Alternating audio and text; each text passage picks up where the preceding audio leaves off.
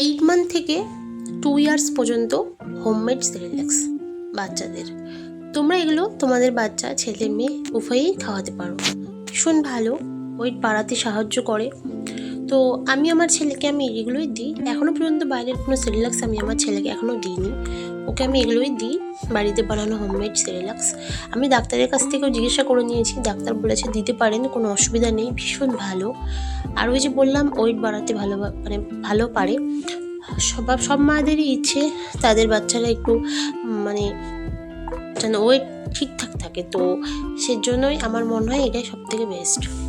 তো আমি এভাবে বাড়িতে বানাই। আমি চাল দিই, আমরা যে চাল খাই সেগুলোই দিই, আলাদা করে কোনো চাল দিই না।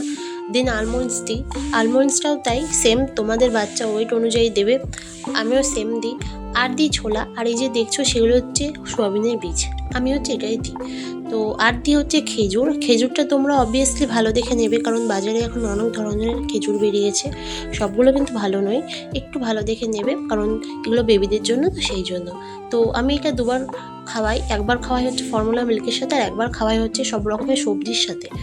তো এটাকে ফার্স্টে আমি ধুয়ে নিই, দেন তারপরে আমি শুকিয়ে নিই, তারপরে ড্রাই রোস্ট করে মিক্স করে খাওয়াই।